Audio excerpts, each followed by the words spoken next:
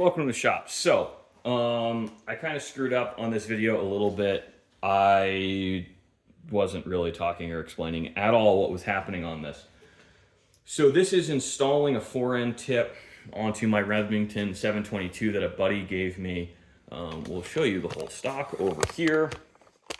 So what's going on here, if we step back so you can look at it, is I took a piece of Catalox, aka Mexican Ebony or poor man's Ebony, and I cut that to make a Forend tip. And we're going to do a grip cap too, but I think in the grip cap I might be a little more organized and do a better job of starting the video. So what happens here is this is pretty straightforward. I actually use my chop saw here because with a hardwood blade on it, I mean, this is fresh off the saw focus. Very good, very square. Makes life a million times easier. And I always like on kind of the waxed ends, I will cut the waxed ends off because really I don't want to deal with scraping or sanding or risking missing any of that.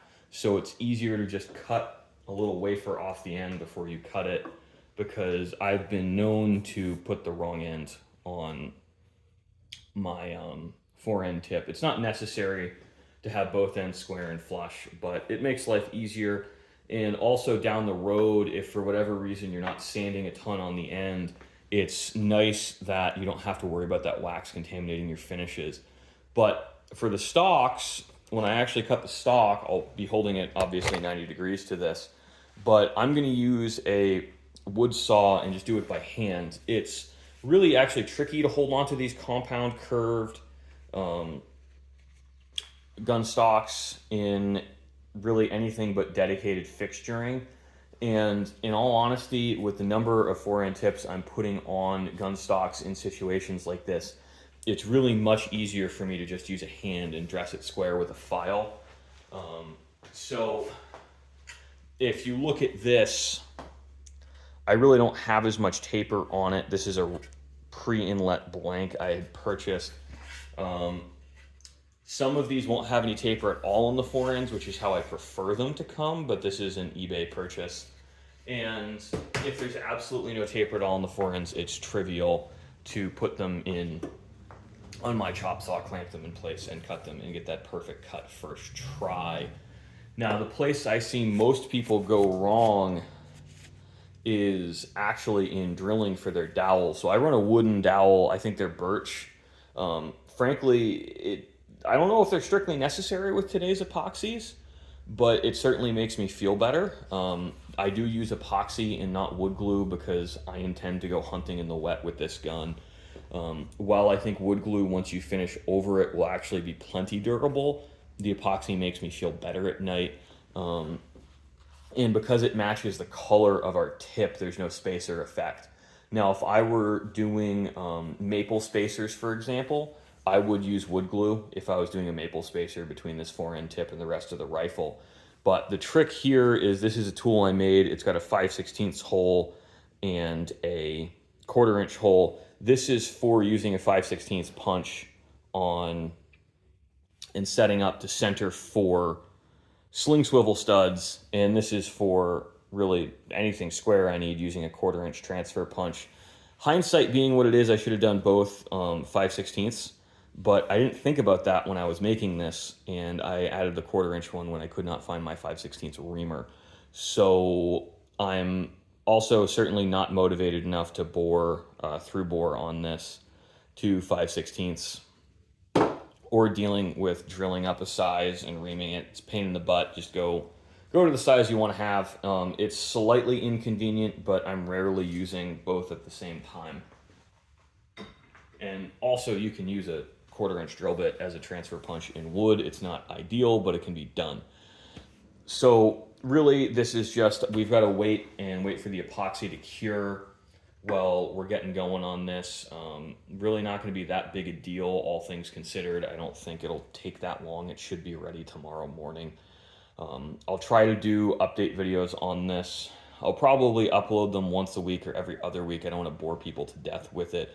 We're going to do a bunch of different things with it. I know I've had videos on making butt plates, but I think I'm going to doll up the checkering on the butt plate a little bit, and we're going to make the grip checkering and the forend checkering a little bit more interesting. Um, that's actually technically a lot harder than checkering from these better patterns from the beginnings, but it's also, I think, interesting to watch, and I'm going to muller the borders. Really like mullered borders.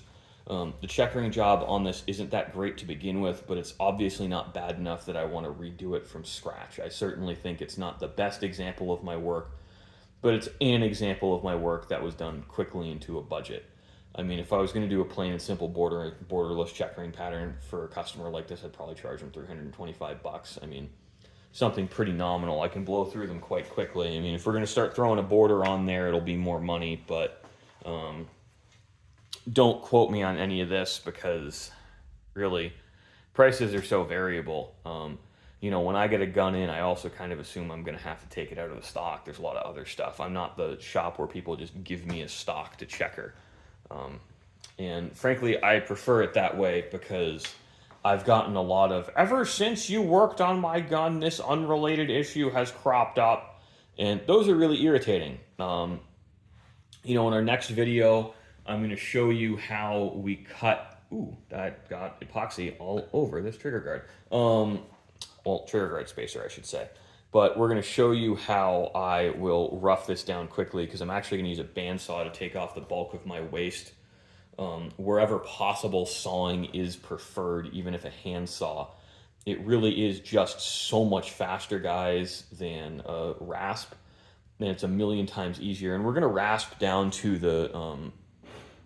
the masking tape on this, and then we'll go with a hand file. So just shaping this forend tip, I might spend an hour or two on. It depends on how perfect a job I wanted to do. These jobs like this, people think forend tips are pretty trivial, and they kind of are to add to a stock you're already shaping, but if you have an already finished stock, it's a lot more work to do, and obviously a lot more hours, because you don't want to create a situation where you have to refinish the entire stock, and if you refinish, you're going to get buildup in the checkering. Now, I'm adding to the checkering because I know I'm refinishing this stock anyway, so the buildup's kind of like not a big deal. I'll already have the machine out too. I'll probably actually do it by hand. I think that'll be more interesting. The machine's cool to watch, but for people who are actually learning checkering, I don't think they can afford blowing, $1,300 or $1,400 on a checkering machine or whatever they are these days. So we're going to do it by hand, try and make this sort of a beginner-friendly follow-along video. So thanks for watching, guys. I hope you enjoyed. I hope it wasn't super-duper boring looking at this part of the process. It probably would have been more interesting if I showed you how all those joints work, but oh well.